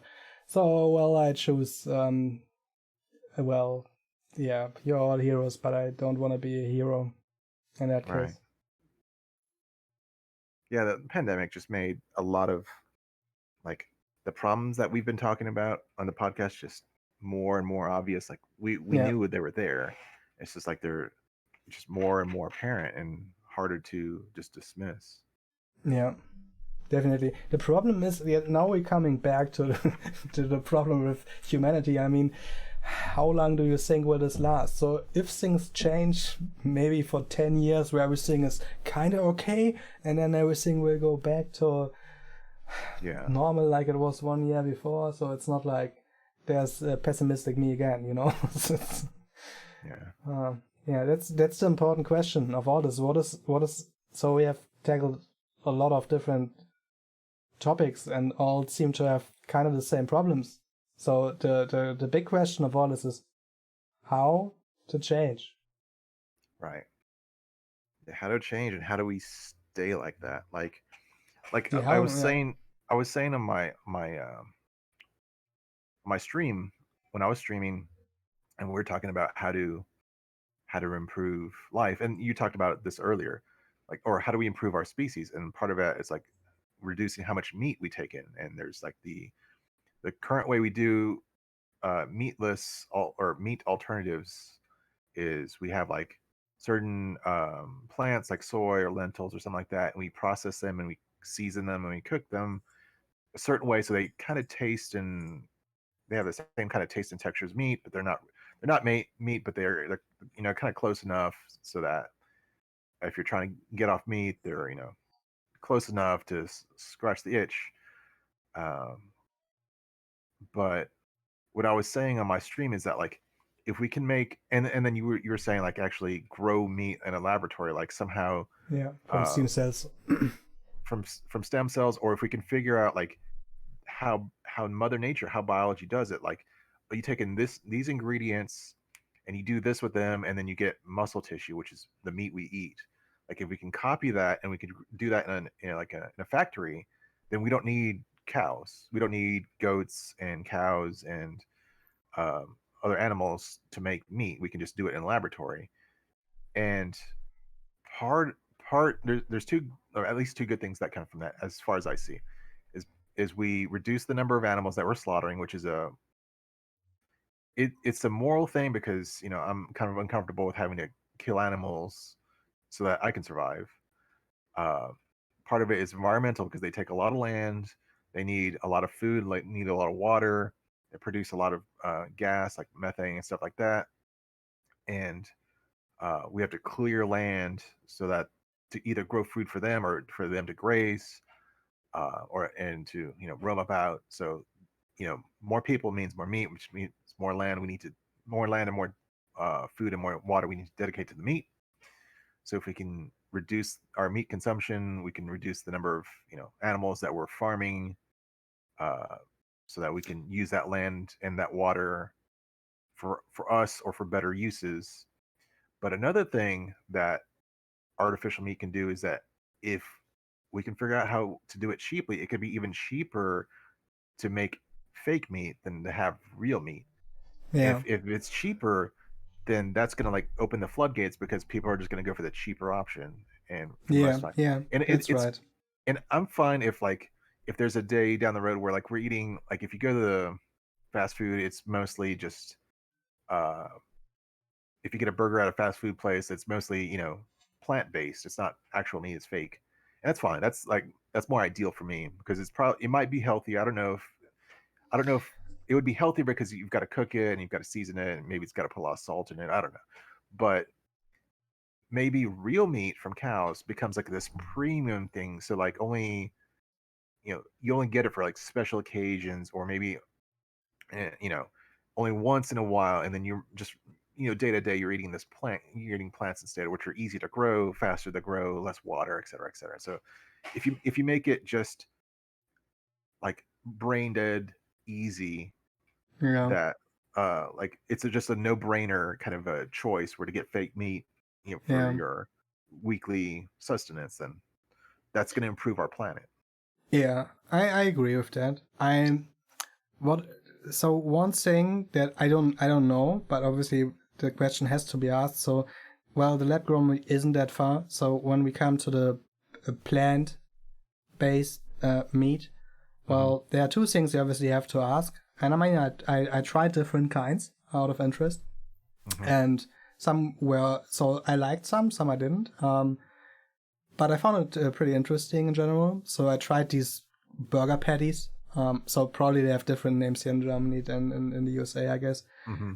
But anyway, so one thing that you have to ask obviously is it healthier? And Right. obviously because it's new, there are no long-term studies, so we probably don't know. I guess I don't know this, so I'm just guessing. And the other thing that you have to ask, is it better for the environment? So how much water do you need to put Right. the soya or the peas or whatever it's made of? So these are obviously important questions that you have to ask. Hmm.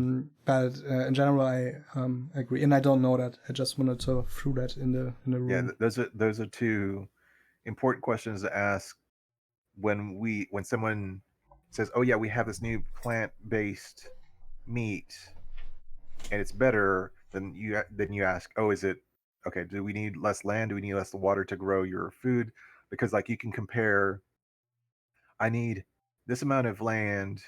Like you can kind of do the math and break it down to where you say, I Yeah. need this amount of land, this amount of food, For and this amount of water for 1 kilogram of real beef from a cow, and then the same thing with the meat alternative, and you could yeah. then you could see like, oh yeah, we need less of each, and then the other question like you asked is it actually healthier, or are they putting a bunch of salt and preservatives to make it taste good? And if that's the case, um then that's the question I can answer. Like if you're eating real beef, it's going to have salt and fat and cholesterol versus whatever they put into the alternative.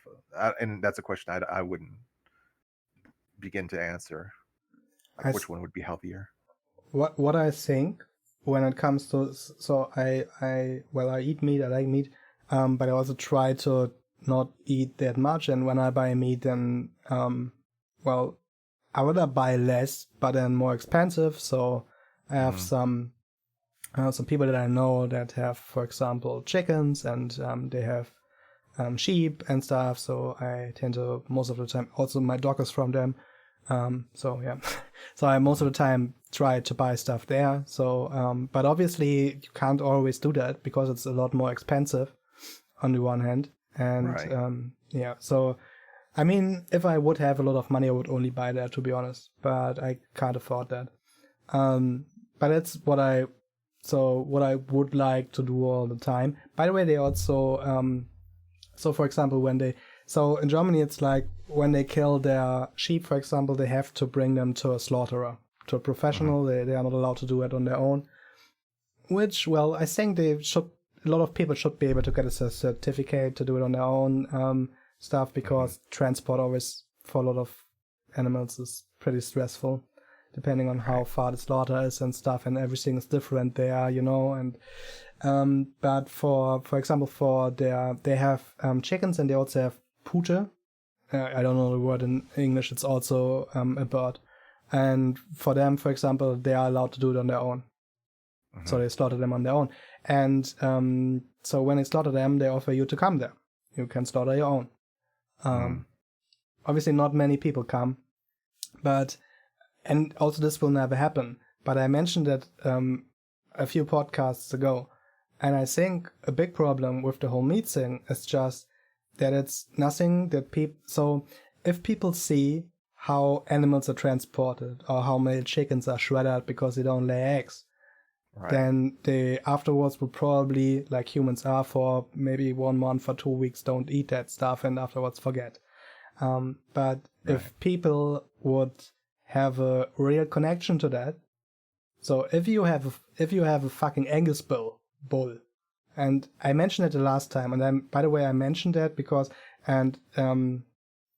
well, I saw it, obviously, and not everybody can have this, but I'll make the point. So I saw something on YouTube. This was about a female MMA fighter. I'm not at all into MMA and also don't really watch it. I don't know how the YouTube algorithm got me there, but I found it interesting. So it was about a female MMA fighter, and she's called Ronda Rousey, I think, and she has a farm. I think it's even in Texas, and she lives there with a boyfriend, and they have an Angus bull every year, and he lives there with them, and they slaughter them, and they eat of this bull the whole year, and they cry when they slaughter them, and so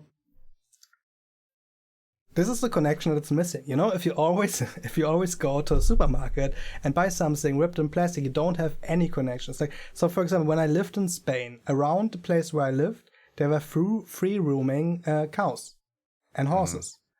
And there were things happening, like, for example, so my neighbor was a carpenter from Africa. So he told me, look there. And I was like, what? These are vultures. They can see, I was in South Spain. So they can see each other for that many miles. So when some comes, a lot will come. So let's try to catch a vulture. And I was like, okay, how do you catch, what do you mean? And he was like, they eat so much they can't fly anymore. So let's try to hide and go and see if we can go to the vultures. And I was making fun, let's catch 2 and fly with them and stuff like that. So, and, well, we really tried to get there, and we wanted to know what happened. So one of the cows that was running free broke their neck. We don't know Mm. how.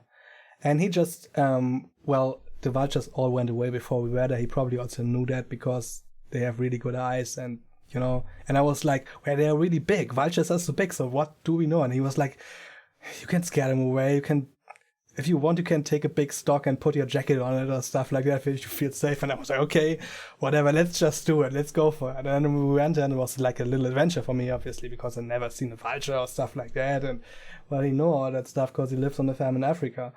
And, well, we got there and then he was telling and showing me, and it was like, okay, so you can see here the cow broke his neck. The farmer's really bad. It's a really bad farmer because the meat is worth about 500 euro. And it's not worth anymore because the vultures were here, and also you can see the flies. The flies do more work than the vultures, so the flies all around the eyes and stuff like that. So that was really interesting. And then he was in meat business before, so he was like, yeah, well, he had not a lot of knowledge about that, and he basically offered me and said like, well, should I show you how this works? So how you slaughter an animal and how you prepare it? And I was like, yeah, I think that's important. So and I think this is an experience that more people should make, and I think they should make it. Well, as horrible as it sounds, they should make it early in life, because if you eat that, and I'm not saying okay, you are 6 years old here, do that, but at a certain age, you should, you shouldn't know what you are doing. It's so far from knowing what you're doing. It's like, okay, better not watch those videos because then I can't eat meat. And there's kind of a disconnection, and this is also a problem. It will never happen that everybody will slaughter an animal or stuff like that. And I wouldn't even recommend it. But on the other hand, I think it's kind of important to have a connection. So if you know that is a living being. So it's a different thing, and I promise you, depending on what, especially cows, because cows are. If you have seen a little cow grow up, they have a personality. They play, all that stuff. So if you buy meat somewhere, mostly and even if you buy the cheapest meat, well, obviously they still have a personality, but they most of the time are in a dark space with enough place to just stand or lie there, and feed stuff so they get bigger and don't build that much of that because they taste not that good, and they are just treated like objects. So I think it's totally okay and fine to eat meat, but I think the animals should be treated properly. And obviously, if everybody always eats meat, then it won't work, because then there's not enough place to treat all these animals properly. But this is a thing that I think is important. And if all people would know this connection, then a lot of people would eat less meat. But I agree with you, the more realistic approach is that you meet the alternative so much cheaper that people buy it because the other thing will never happen. Still, right. I think this is an important point. Yeah, like I would love to, for our species, or at least, a large chunk of our species to like be exposed to slaughter and say, oh, and then you ask them the question, would you eat a cat? No, a cat. Or would you eat a cat or a dog? No, a cat or a dog. That's like I've got a cat or a dog. It's like family. They're fun. I love them. Well, if you would have spent time with a cow or a goat or sheep, you would find that the same way. Like if you grow up, if you raise a cow from calf to a cow, like it's gonna have a personality. It's gonna want to play. It's gonna miss you. It's gonna like when you return to it, it's gonna lick your face or rub against you. It loves you because they are even holy in India. So in India, there are people going around slaughtering people for eating cows. It's not a joke, by the way. So yeah, a cow is just a larger animal that's like it's got feelings, and so if people would come to terms with that, I think people would cut down or go meat free entirely, just because they would be shocked to see people eating dog or cat or bird. And same with chickens. I know someone who raises chickens and she gets the eggs. She gets free eggs, but like she loves she loves, spending time with her chickens. It's just like little companions. Um, I, but unfortunately, I think you and I are in the same boat where like we say no, that's not going to happen. But if you make the alternatives cheaper, then people yeah, will get them. that's realistic. Yeah, more Yeah, realistic. The other one is totally unrealistic, but I still would like to see it, but it won't happen. Yeah, I have wait, how do I? So I have one interesting thing to say regarding that. So one of my ex-girlfriends, well, talked about that before and rap music, blah blah blah blah blah. One of the first concerts I was from a guy that's local here, from a side town, and he made, well, also song about the song's probably, I don't know, 15 years old or something like that, or even 20, and it's a song about animal rights. And in the video to the song, well, he shows how animals are treated, and obviously you can think about what he shows. He shows like animal transport, so pigs eating each other while they are transported during 40 degrees, and right. getting so a lot of horrible stuff just. So, well, after my girlfriend watched the video with me, she went vegetarian Yeah. for 1 month. She didn't plan at all, but after watching the videos, and it was also cool because this was the first time in my life when I also tried that then, and I saw what different kinds you can do. And well, that's not my aim, but that just came to my mind while we were talking about it. Yeah. And it's also the same thing that you see again. Well, she saw the video, she went for 1 month, and then it's yeah.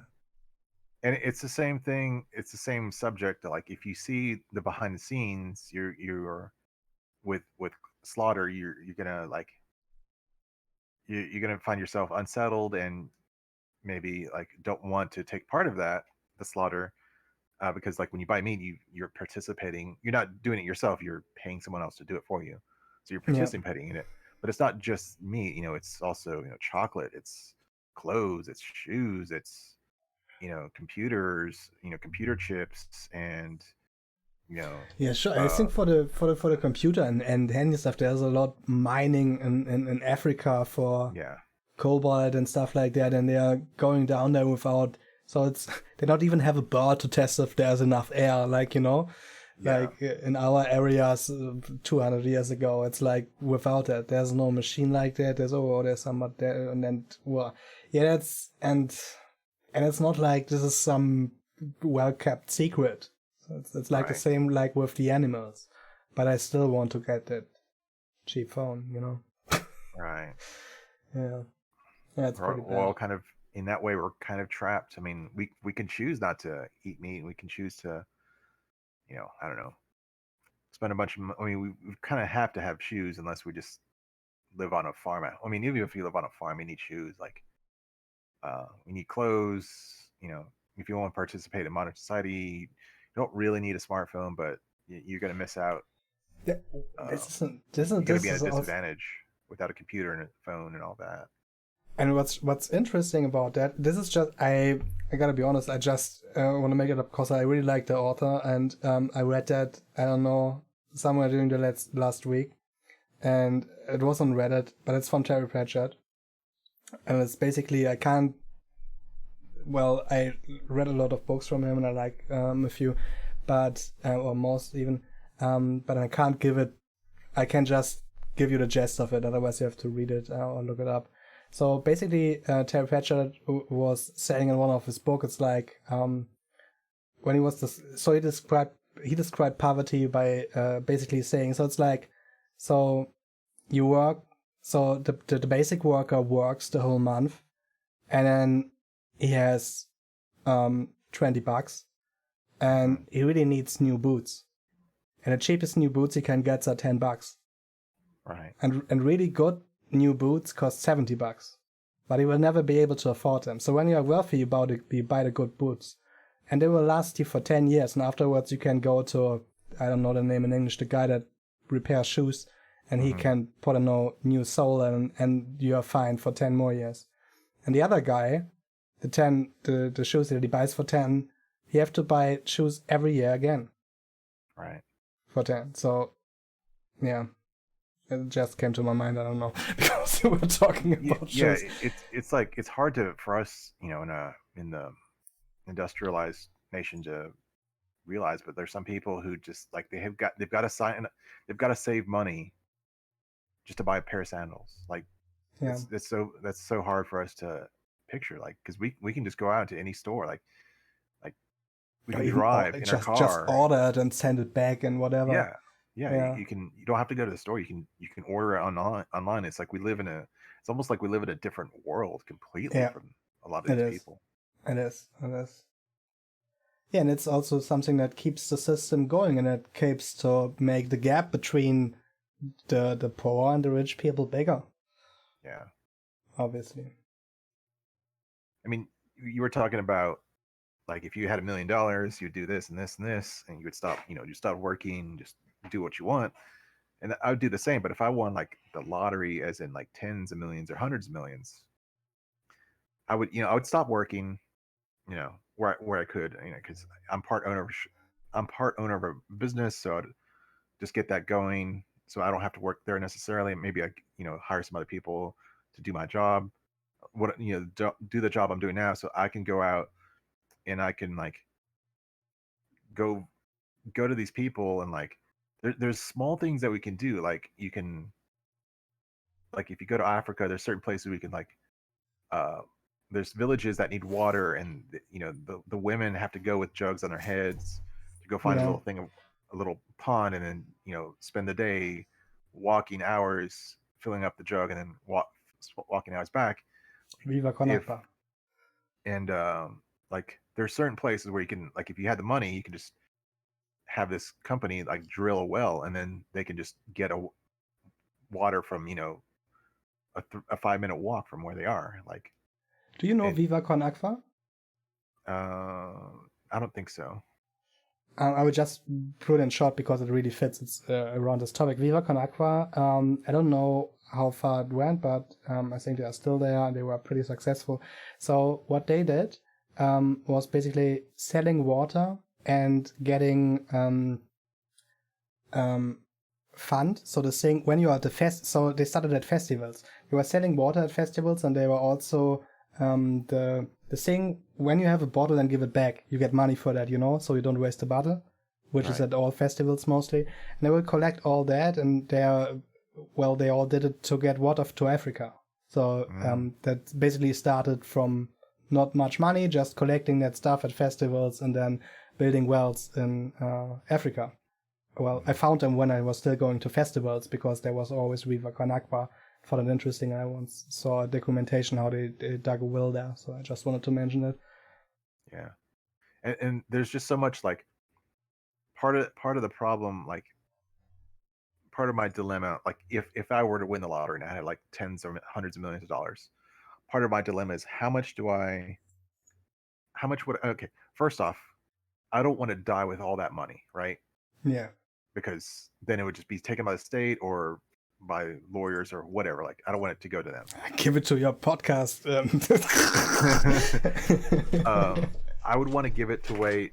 I would try to help as many people as I could, Yeah, so sure. that I die with just minimal amount of money, or I live with the minimal amount of money. I could still like maybe get a house somewhere. I don't know if I just moved to Europe or something, but I would try to give it away as much as possible. And part of that would be like going, drilling wells in Africa, giving them seeds so they can plant, um, giving them maybe farm equipment. I don't know, like if that's even possible.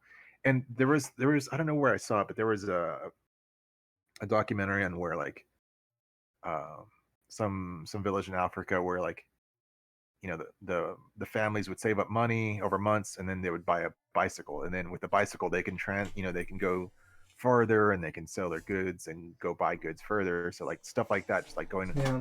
and giving away bicycles and shoes and clothing and umbrellas, and like there's like you can do a lot with a little bit of money if you know where to spend it. So the thing is, we need to find a system that makes money so we can do good stuff. Right. And that's kind of thing. That's a thing that's been like I've been thinking about. In my spare time is like and if I just had a way to make money, I can spend some of that profit Yeah. and just help people. I don't even care if I never meet those people. I just try to want to do something for somebody, something Yeah. good. So I I think this is a really good aim. I would Hmm. probably, to be honest, I mean, if I have tens millions, then I would also do that. But if I had a small amount of money, so after the necessities for myself, and I honestly I don't need much, but so if I would like to have um like a place to live that's paid off, where I don't have to pay anything, and where if Right. something gets broken, I'm not scared that I can't pay it. So that's one And thing I would like to have. The other thing, so I just want to be sure that I have the necessities for my life, and afterwards I would look to people more so that I know in real life and try to, well, not to buy them houses, but to do the same in a certain amount for them. So for mhm, people that kind of like, that I know for a long time and that I see as, okay, you're trapped in working at the call center. I worked with you for 10 years.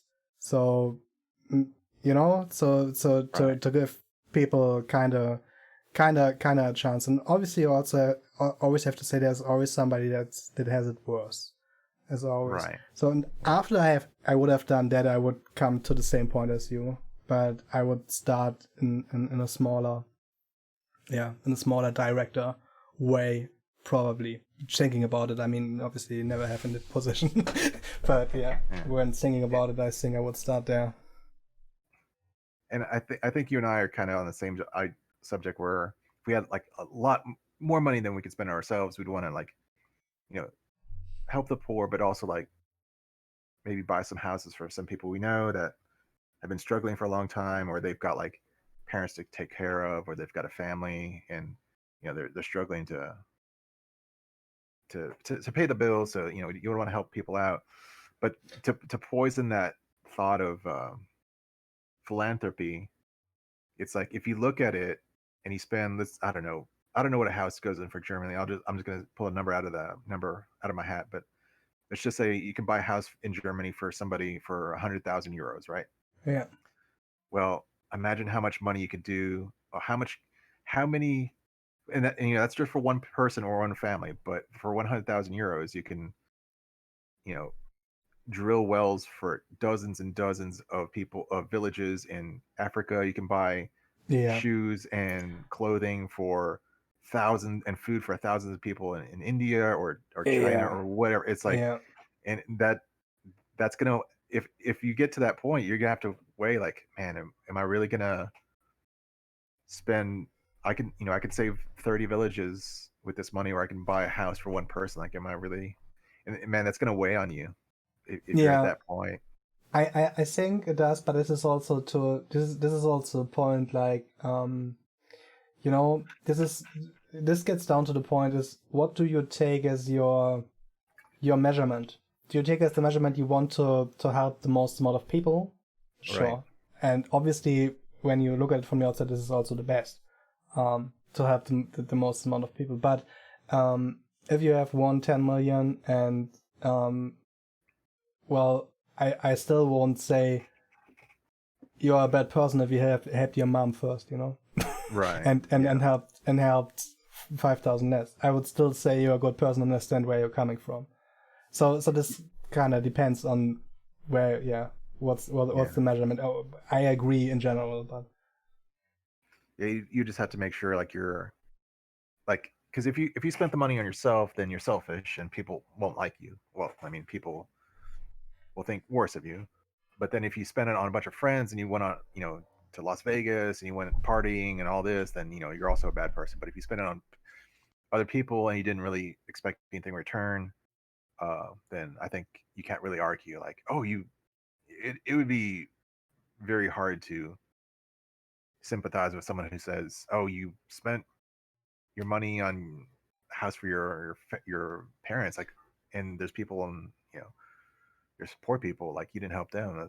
That's like a stupid argument. I think it's like you help the people who've been good to you, yeah, and that could need a hand, and then I guess when you get the people that in a good spot, then you can spend the rest on all this other stuff. Well, now it also gets interesting because look at, I mean, obviously we don't know and it's only what's shown, but look at how all this, or a lot of these prominent world and, I don't know, models and football players and all that works.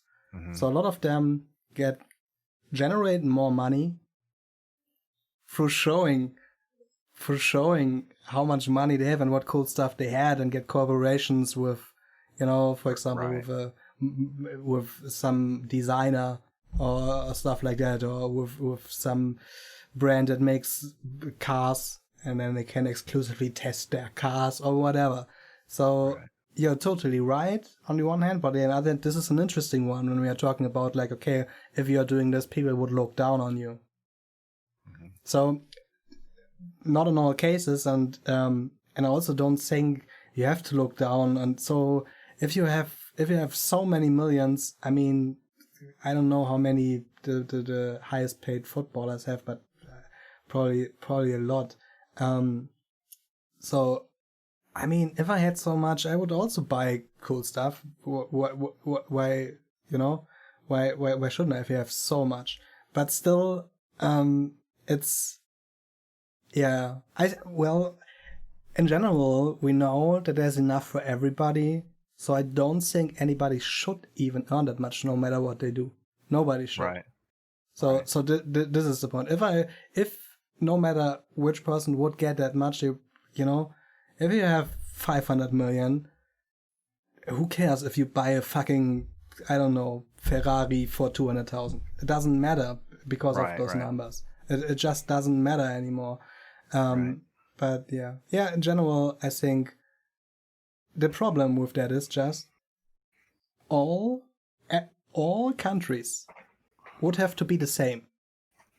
All would have to say that's not allowed, because if two countries say, okay, if you have, for example, everything you have over 1 million, you will have to give away to a poor person to improve first food, first water, first that.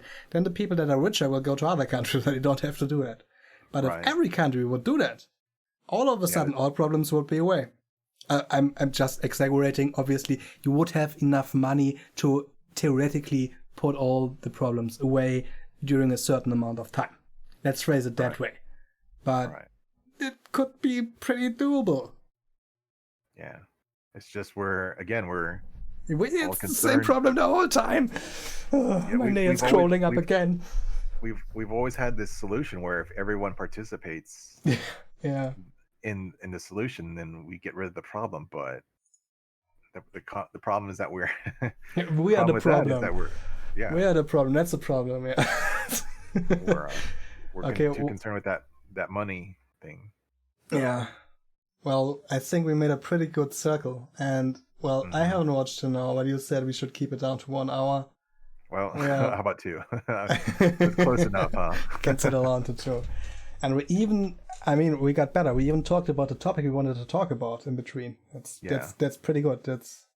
There's still so much to dive into, that even just, the elderly or healthcare. I mean this, I think we're not going to run out of material. No, sadly we will never run out of material regarding all this. And yeah, so I really enjoy especially the kind of loose start where you can just jump from topic to topic and maybe get an association or remember something. And even though I think it would be better for maybe sometime getting an audience or something like that, like have a topic and talk about it 1 hour, I enjoy this a lot more. And I think I would be down to keep it like that.